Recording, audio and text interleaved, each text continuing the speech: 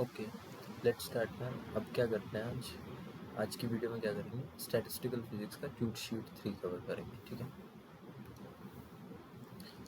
सो इसमें tweet sheet 3 में कितने क्वेश्चन है, 1 2 3 4 5 6 7। कोशिश करेंगे कि एक ही वीडियो में सारे कवर हो जाए, ठीक है। सो क्वेश्चन नंबर 1 पे आते हैं। क्वेश्चन नंबर 1 क्या कहता है, an isolated system consists of 2 containers separated by an impenetrable partition, each containing n number of atoms of same monatomic gas. Before mixing, the initial pressure in the two containers are P1 and P2, with P1 is not equal to P2. Both containers are in thermal equilibrium at heat bath at temperature T. The partition between the container is now removed so that the gases are allowed to mix and the system reaches a new equilibrium state. So देखो, आपके पास एक isolated system दे रखा है जिसमें दो partitions हैं। P1 इस side के गैस का प्रेशर है P1, इस साइड की गैस का प्रेशर P2। टेम्परेचर सेम है दोनों side, number of particles are different and आपको फाइनल प्रेशर निकालना है। When gases are allowed to mix, the system reaches a new equilibrium state. Find the new pressure and mixing after mixing in terms of P1 and P2. So before mixing, left hand side में जो मेरी gas है उसकी ideal gas equation P1 V1 is N1 kBT। Second right hand side में जो gas है P2 V2 is N2 kBT। After partition is removed, final volume कितना हो जाएगा, जब ये पार्टीशन रिमूव कर दिया जाएगा तो वॉल्यूम कितना हो जाएगा V1 plus V2 and number of particles कितने हो जाएंगे final N1 plus N2। So when partition is removed then ideal gas कैसी दिखेगी, PF final volume NF N1 plus N2 times kBT. So PF will be, see from equations, these equations I can write P1 V1 by N1 and P2 V2 by N2 is kBT. Okay. So and if I add these two by N1 N2 को अगर मैं इधर send कर दूँ and then add करूँ, so N1 plus N2 kBT कितना आएगा, P1 V1 plus P2 V2। सो वो मैंने यहाँ पे सब्सटीट्यूट कर दिया, ठीक है। P1 P1 plus P2 V2 then मेरा फाइनल प्रेशर आ गया P1 V1 के टर्म्स में P1 V1 plus P2 V2 divide by V1 plus V2। Okay, starting from Sackur-Tetrode equation, estimate the change in entropy of mixing of the system in this process. Expressing your answer as a function of P1 and P2, is this process reversible?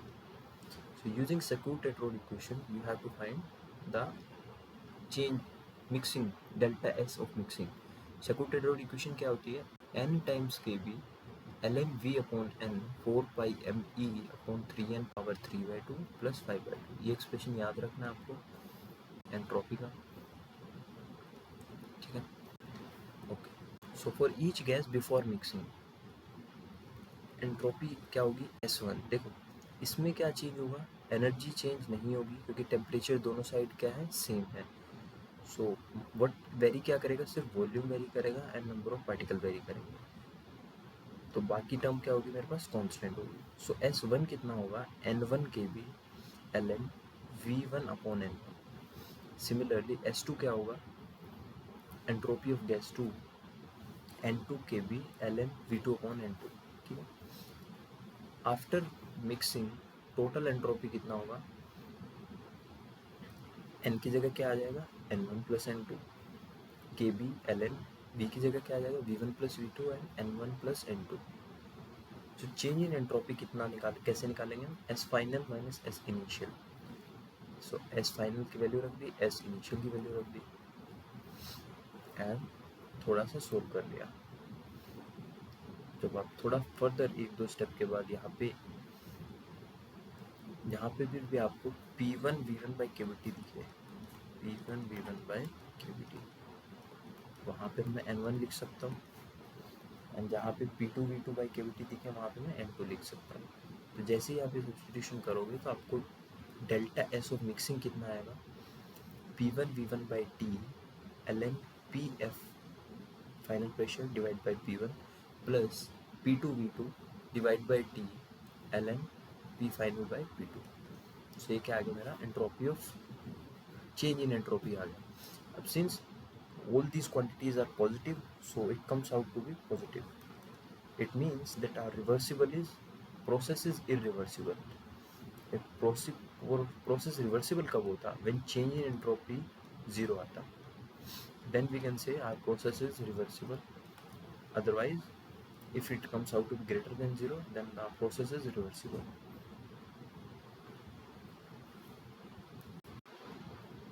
Now, what would be the entropy of mixing if P1 is equals to P2? And is this process reversible? Let's see. When you put P1 is equals to P2 is equals to Pf, the delta S of mixing will be, in the above expression, put P1 is equals to P2. So P1 V1 by T ln Pf it comes 1 and ln P2 V2 by T ln 1. So both will give you 0. So yeah, in this case, our process will be reversible. Okay. Now, if we move on to question number 2, it says consider two ideal gas at same temperature T in two separate enclosures of volume V1 and volume V1 with the number of atoms N1 and volume V2 with number of atoms N2. These partitions separated by a movable partition with the V1 as alpha times V and V2 as 1 minus alpha into V, where alpha lies in the limit 0 to 1. Again, show that if the temperature and pressure are same on both sides of the partition, the ideal gas equation of the state requires this and this, where N is N1 plus N2. Let's see. Now question says V1 and V2 are different, N1 and N2 are different. Expression of V1 and V2 are given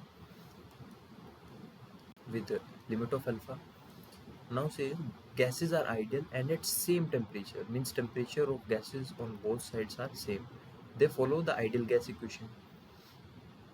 So PV is NKBT. For each side of gas, I can write two different ideal gas equations. So P1 V1 is N1 kBT and P2 V2 is N2 kBT. P, V and N are variable, T is same. So I write N1 P V1 by kBT and N2 P V2 by kBT.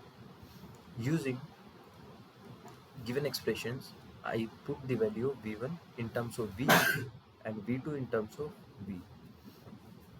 So alpha times this quantity. So this quantity is initial N. So N1 comes out to be in terms of N alpha times N. N2 is similarly, N2 will come out to be 1 minus alpha into N.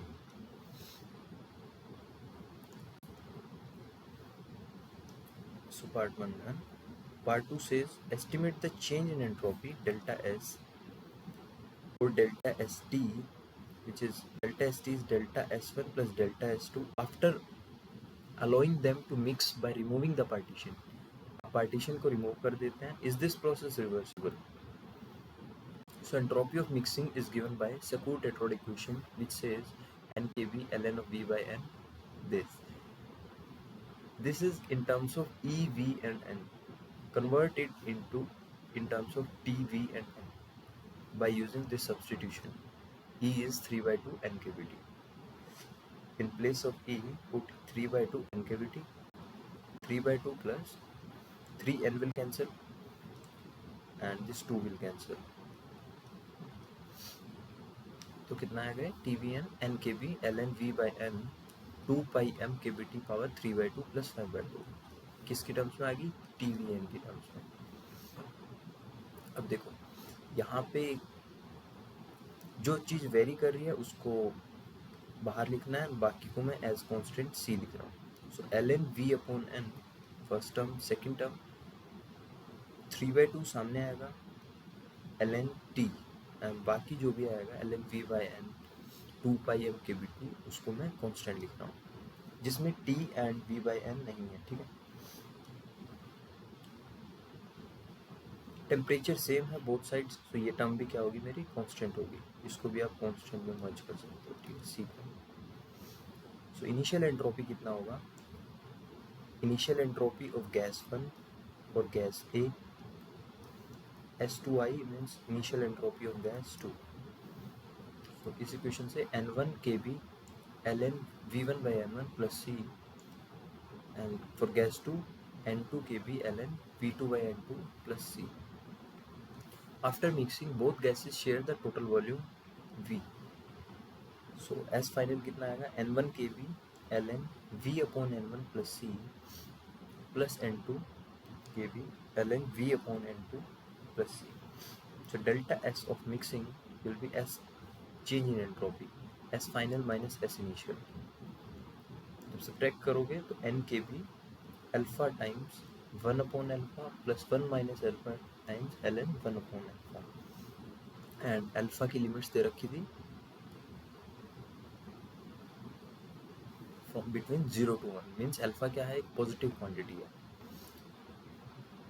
When alpha is this positive quantity, then in this case also delta S of comes out to be greater than 0, means process is irreversible.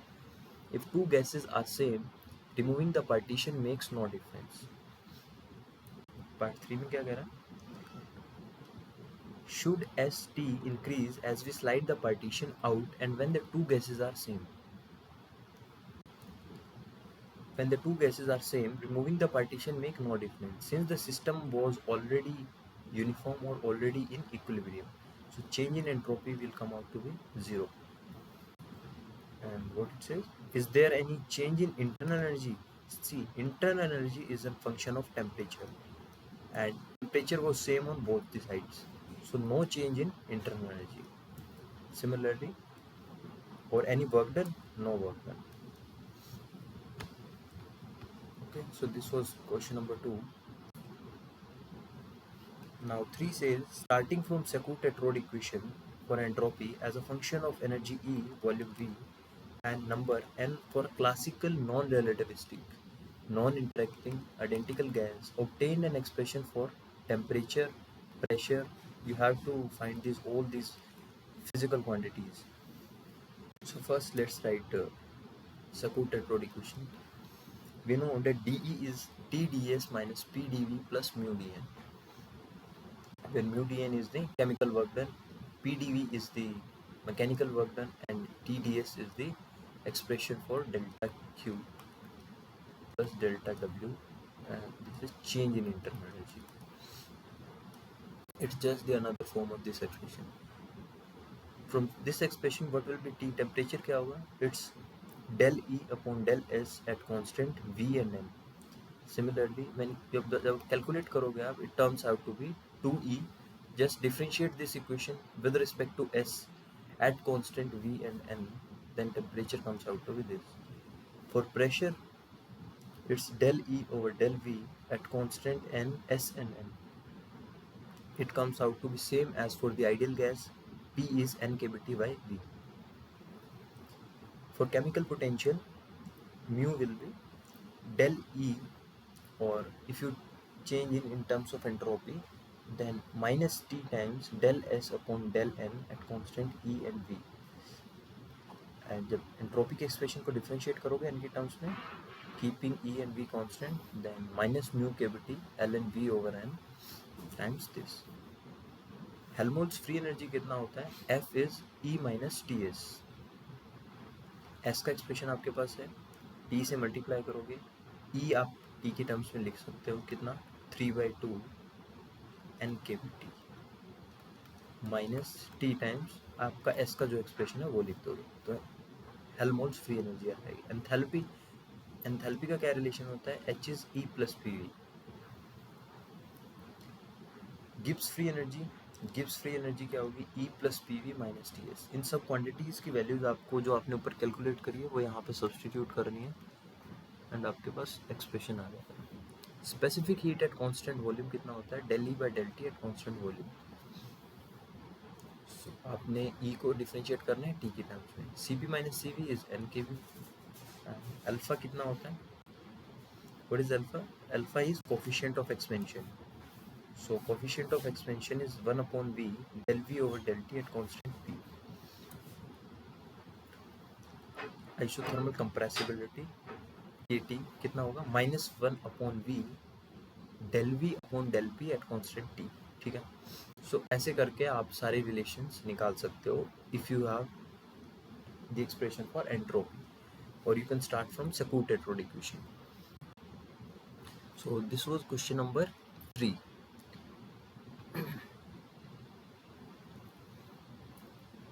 Now let's move on to question number 4. Consider a classical one-dimensional non-relativistic harmonic oscillator with mass m and fixed energy E using the transformation of coordinates. Using the transformation of coordinates xp2, x prime and p prime, draw the phase space trajectory in the transformed phase space x prime p prime. Additionally, find the area enclosed by the energy surface defined by hxp is E in phase space. So इसमें क्या निकालना है आपको? एक तो phase space trajectory draw करनी है and area निकालना है, एरिया एनक्लोज.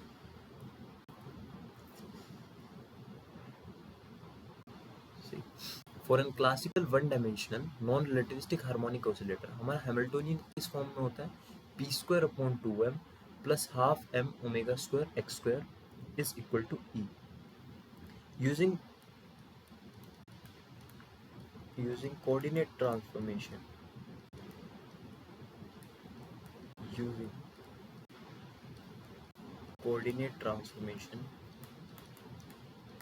जो कि गिवन है x prime is root m omega times x and p prime is p over root m omega. ये x बाहर है रूट से, तो यहाँ से x कितना आएगा? x prime upon root m omega. p कितना आएगा? p prime multiply by root m omega. Substitute these values of x and p in our above equation, original Hamiltonian equation. So your equation will change to new coordinates. So p square means m omega, p prime square divided by 2m जो यहाँ पे था, half m omega square. x की जगह क्या रखना है? x prime square upon m omega. So m will cancel, दोनों में m कैंसिल हो जाएगा. एंड कितना आएगा? p prime square plus x prime square, यहाँ पे ओमेगा की एक पावर कैंसिल हो जाएगी एंड यहाँ पे 2 ओमेगा अपॉन 2 को मैं राइट हैंड साइड में भेजूंगा, तो कितना आएगा मेरी equation? p square plus x square 2e upon omega. So transform coordinates will form a circle centered at 0 0 with radius 2e by root 2e by omega. So phase space trajectory कैसी होगी इसकी? एक सर्कल होगी centred at 0 0 with radius 2e by omega. Okay, this is phase space trajectory. And आपको क्या निकालना था? Area, right. Find the area enclose by the energy surface hxp is E.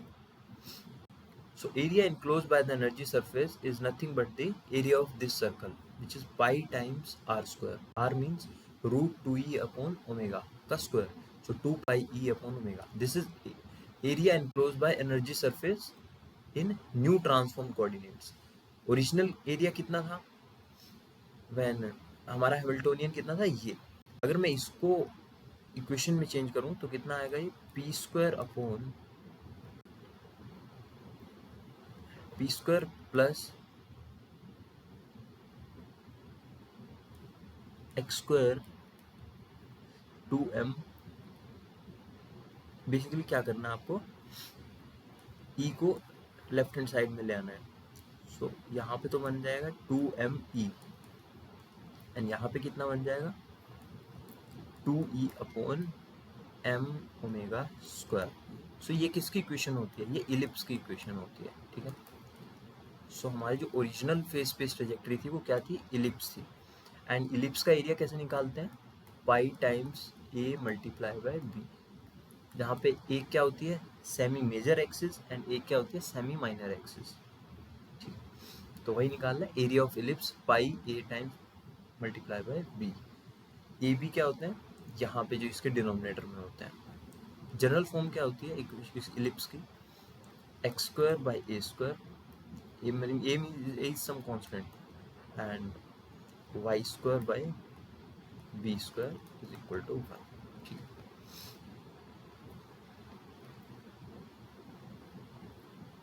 हाँ तो क्वेश्चन नंबर ये 4 कंप्लीट हो गया। इसमें बस इतना ही करना था। Using transformation of coordinate face space trajectory draw कर दो and transform coordinates, additionally find the area and close by the energy surface. Now let's move on to question number 5. Question 5 says, consider a system of two classical, distinguishable, non-interacting, one-dimensional, non-relativistic harmonic oscillator, each with mass m and frequency omega. Find the phase space volume enclosed by the system. Phase space volume निकालना है from energy 0 to E in the phase space. Hint दिया हुआ था कि use appropriate canonical transformation to convert phase space ellipse into phase space sphere. ठीक है, इस hint को यूज करेंगे। क्वेश्चन को एक बार स्टेटमेंट दोबारा से पढ़ लो। Classical, two classical distinguishable non interacting, मेरे पास कितने हैं? दो classical distinguishable non interacting one dimensional harmonic oscillators हैं। सो टू पार्टिकल सिस्टम है, दो अगर मेरे पास हैमिल्टोनियन है तो टू पार्टिकल सिस्टम है।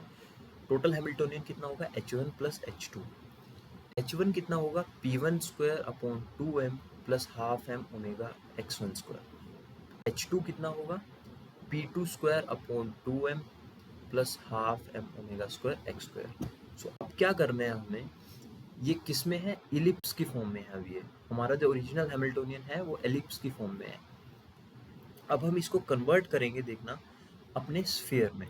यही क्वेश्चन में हिंट दिया हुआ था ना, use appropriate canonical transformation to convert phase space ellipse into phase space sphere. So using the same coordinates, same canonical transformations which we used above, which is x prime is root m omega times x, where I denotes for different number of oscillators, which is for oscillator number 1 and oscillator number 2. P I prime is pi upon root m omega. तो देखो P1 कितना हो जाएगा? Root M omega times P1 prime. So जब मैं P1 का square करूंगा तो m ओमेगा, एक m नीचे है, m ओमेगा ऊपर है। देखो एक करके दिखा देता हूँ मैं। जब आप P1 स्क्वायर अपॉन 2m करोगे तो कितना आएगा? P1 स्क्वायर, यहाँ से P1 स्क्वायर करो, सो P1 prime square times m omega upon 2m। So m will cancel, तो ओमेगा बाई 2 यहाँ से मैंने क्या ले लिया? कॉमन ले लिया। तो यहाँ पे कितना बचेगा? सिर्फ P1 prime square. Similarly for P2 मेरे पास कितना बचेगा? P2 prime square, omega by 2 में यहाँ से भी कॉमन ले लूँगा, एंड एक हम किसके लिए कर लेते हैं? इसके लिए कर लेते हैं। So half m omega square, x1 की जगह आप रखो x प्राइम की फॉर्म में, सो x1 prime square divide by m omega. Again m will cancel, omega की पावर 1 कैंसिल हो जाएगी, यहाँ से भी क्या आएगा? ओमेगा बाई 2 कॉमन आ जाएगा। So x1 prime square plus x2 prime square. So ये मेरे पास कैनोनिकल ट्रांसफॉर्मेशन के बाद मेरी इक्वेशन आ गई। फेज स्पेस ज्योमेट्री देखो, ये क्या है? अगर मैं इनको यहाँ पे रखूँ, ये Hamiltonian means total energy of the system, तो उधर मल्टीप्लाई कर दूँ तो इक्वेशन क्या आ रही है मेरे पास? ये आ रही है। ये किसकी इक्वेशन है? It describes a 4 dimensional sphere with radius root 2e by omega. ठीक है, and volume of D dimensional sphere क्या होता है? हमने लास्ट वीडियो में क्वेश्चन नंबर 6 देखा था ट्यूब 2 के अंदर, जिसमें मैंने दो फॉर्मूले लिखे थे, एक surface area of D dimensional sphere and volume of D dimension sphere. So ये फॉर्मूला यहाँ पे यूज होगा। यहाँ पे कितना दे रखा है हमें? 4 डायमेंशनल। ये हमारा जो इक्वेशन ऑफ स्फीयर है ये कितने में है? 4 डायमेंशनल स्फीयर है। सो मैं यहाँ पे d इक्वल्स टू 4 पुट करूँगा, एंड इस स्फीयर का रेडियस कितना है? Root 2e by omega. So root 2e by omega put करूँगा तो मेरा जो वॉल्यूम आएगा, volume of this 4 dimensional sphere, is comes out to be 2 pi e square upon omega square. So यही मेरे को निकालना था। Find the phase space volume. enclosed by the system. ठीक है. Now let's move on to question number 6. Question 6 says, consider a system of n distinguishable impurities atom trapped in a solid occupying one of the two non-degenerate single particle energy level. Impurities है मेरे पास atoms के अंदर. अब ये impurity कहाँ पे trap हो सकती है? दो केसेस में ट्रैप हो सकती है, दो जगह पे, जहाँ पे एनर्जी जीरो हो एंड जहाँ पे एनर्जी एप्सिलॉन हो. Calculate the number of microstates for this two-level system given that the total energy E of the system is fixed. Derive an expression for entropy. Determine its limit. ठीक है, तो पहले ये देखते हैं. Calculate the number of microstates. So question number 6 में हमारे पास दो लेवल दे रखे हैं, टू लेवल प्रॉब्लम है. Ground state with energy 0, first state with energy epsilon. So we will use the occupation number. Occupation number says, let's say n0 be the number of atoms which are placed, number impurities. n0 is the number of impurities which are trapped in a solid with energy 0, and n1 is the number of impurities trapped in the solid with energy epsilon. So energy कितना लिख सकता हूँ मैं? summation ni into pi. So let's say n0, इसको capital मान लो, n0 and n1. So n0 multiply by with its energy 0 plus n1 multiply by with its energy epsilon. So ये term 0 हो गई. So n1 कितना आएगा? E upon epsilon. n1 कितने हैं? Number of impurities which are in the energy level epsilon. ठीक है. So n0 कितना आएगा? Total n minus n1. ठीक है. Number of ways to choose n excited states out of total n, which will give you the number of microstates. Number of microstates कितनी होंगी? nc n1. हमने मान लिया कि अपनी जो n1 है नंबर ऑफ इम्प्योरिटीज, ये किस एक्साइटेड स्टेट में है? nth एक्साइटेड स्टेट में. ठीक है. So out of total n states, n impurities, n1 impurities जो कि nth स्टेट में है वो कितनी होंगी? Simple nc n1 which is n factorial upon n1 factorial n minus n1 factorial. Entropy क्या होता है? Simple, entropy is kb times ln omega. So omega की वैल्यू जो आपने यहाँ पे कैलकुलेट की है, ये यहाँ पर आप पुट करोगे, इसको ln n factorial minus ln n1 factorial minus ln n minus n1 factorial. ठीक है. Using Stirling approximation which says कि ln of n factorial is n times ln n minus n. So entropy कैसे change हो जाएगा? kb times n ln n minus n. इसको आप जब करोगे तो ये आएगा, इसको करोगे तो ये आएगा. n कैंसिल हो जाएंगे हमारे पास. चेंज करोगे, थोड़ा डिनोमिनेटर में लाओगे जो टर्म्स आपके पास है, एंड एक दो स्टेप के बाद आपके पास जब आप सोल्व करोगे, सिंपली आपको लोग को यहाँ पे बेसिकली सिंप्लीफाई करना है. एक दो स्टेप के बाद आप किस एक्सप्रेशन पे आ जाओगे कि entropy is minus N K B n1 upon n ln n1 upon n plus n minus n1 upon capital N ln of n minus n1 upon n. अब यहाँ पे आपको पुट करना है जो हमने यहाँ पे बॉक्स में किया था कि n1 कितना है एनर्जी की टर्म्स में? E upon epsilon. जब इस एक्सप्रेशन में आप पुट कर दोगे सो ये E एंड एप्सिलॉन की टर्म्स में आ जाएगा. ठीक है. एंट्रोपी. अब जब आपके पास एंट्रोपी है तो आप टेम्परेचर निकाल सकते हो, दिया होगा क्वेश्चन में. नंबर ऑफ माइक्रोस्टेट्स हमने निकाल ली ओमेगा, इसका फॉर्मूला बताया NC(N1). Have an expression of entropy. Entropy का एक्सप्रेशन हमने लिख दिया. Determine its limit as n becomes large.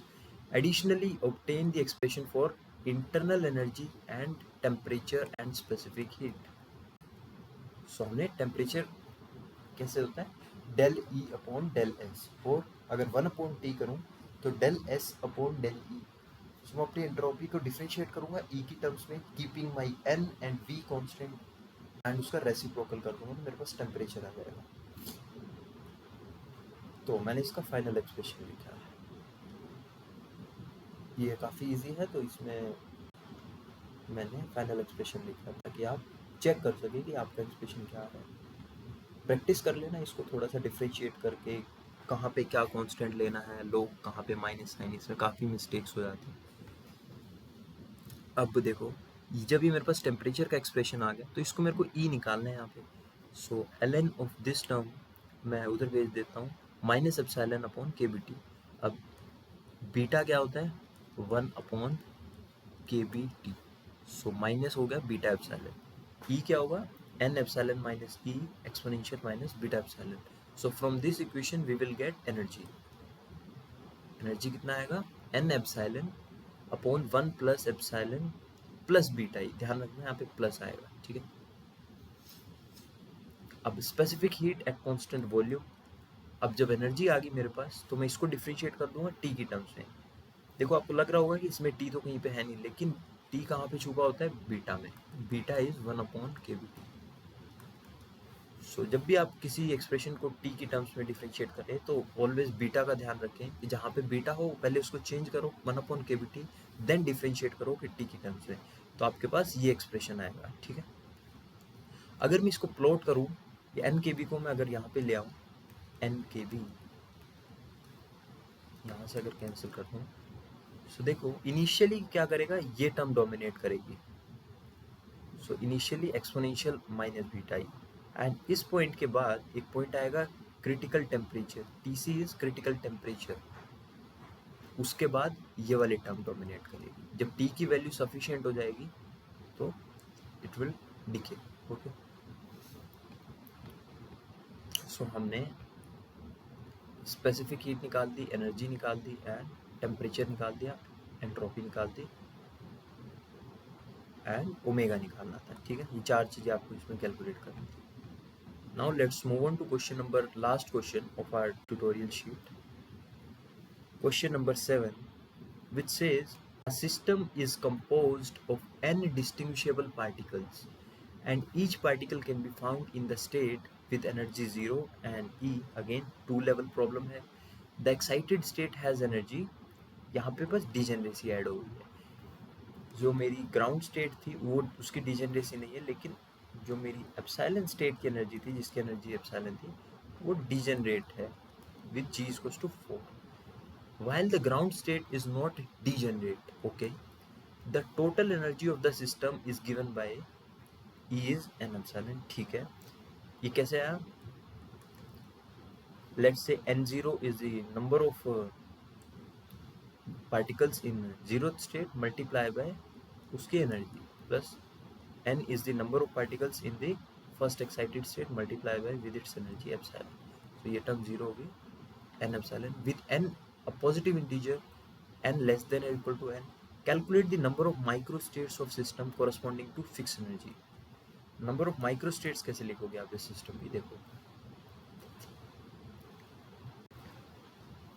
Number of microstate omega कितना होता है, n फैक्टोरियल, एक जनरल एक्सप्रेशन बता रहा हूँ मैं नंबर ऑफ माइक्रोस्टेट्स निकालने के लिए for two level problem, for two level problem.